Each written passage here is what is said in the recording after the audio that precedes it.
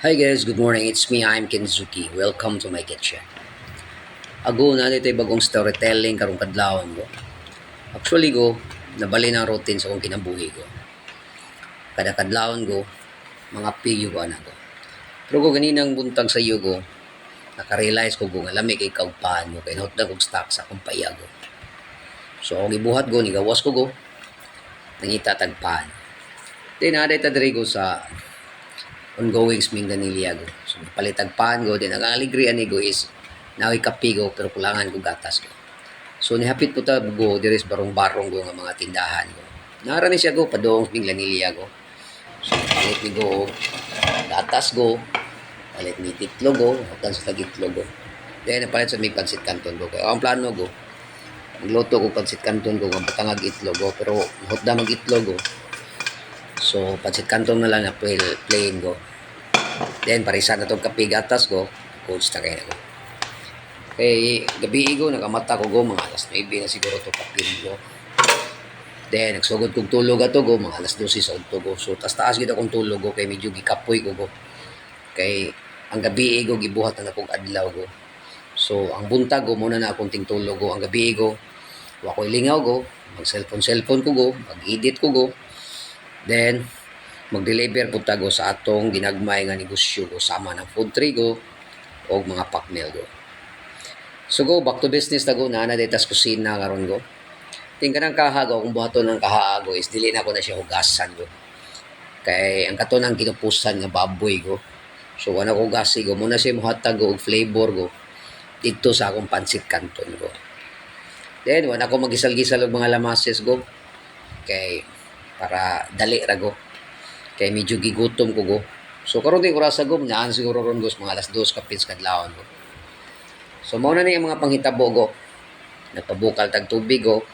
So 1/2 cup lang ng tubig go sa atong pansit canton go. Then mao na to go ang katong mantikas baboy go nga atong gisagol go. Then go ready ng kape sa atong amo go. Ato sang i-serve go. So pasensya na guys tanan go. Then karon go i-ready na nato atong noodles go. Kay medyo ni bukal na gitong ini tubig go nga atong gipabukalan go. So quick ra kay ni siya go. Pila lang ka minutes ko or seconds go. Luto na ni go. Okay, kusog mo sa nitong burner go. Kaya mo na go ang atong pancit noodles go or gitawag na itong canton noodles go. So ang mga seasoning na go, nakita naman na ninyo go. Hindi naman ginago mahitabo go nga maparat ng luto go. Kaya naanan na siya yung mga spices go, mga seasoning go. Then kanang gamay ng oil niya go, duda na ko na go muna siyang sesame oil go. Pero kung mo si sesame oil go, okay ra na siya go. Ang importante go is maluto yun ang canton noodles go. Kay lami kay pan sa bikiri go nga padung sa minglanilya go. So gihaguguan gito na maglakaw ganinang kadlawon go. Kay medyo karon si manaha go at kakainom go kay itong gibuhat go ga budget go din kapoy sa kitong lawas go kay busy kita sa mga ordering go. Kada gabi go natay mga order nga ginagmay go.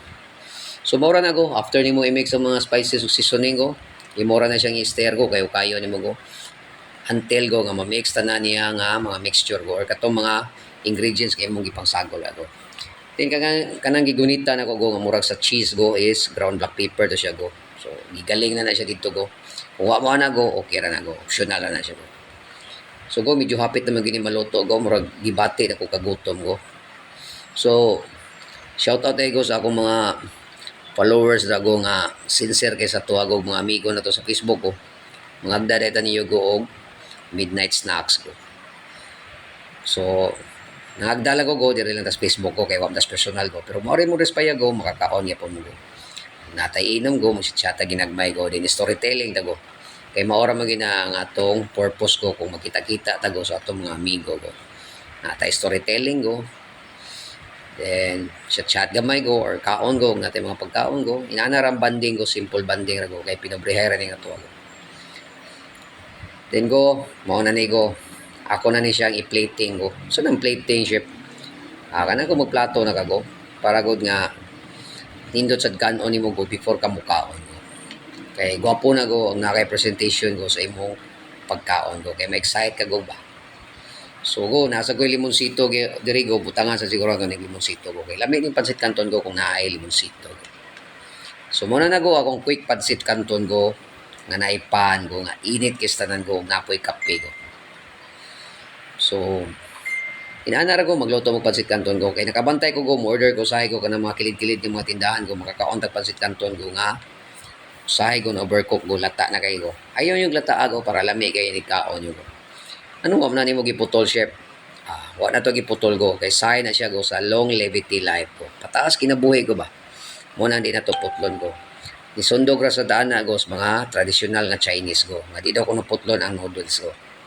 So, moras na itong gibuhat ko, kay gimo na putlon ko, wala na siya art ang imong noodles ko. So, balik-balik ko na ko, mga on na ninyo ko. Bisag direlas Facebook ko, dahon na mo ko. Kay kabalo ko nga uban na to mga amigo ko is nagsige siya tanaw sa ato mga video ko. Salamat kayo sa mga likes ninyo ko ha. Then go, actually go, share for hire ta go. Thank you and enjoy.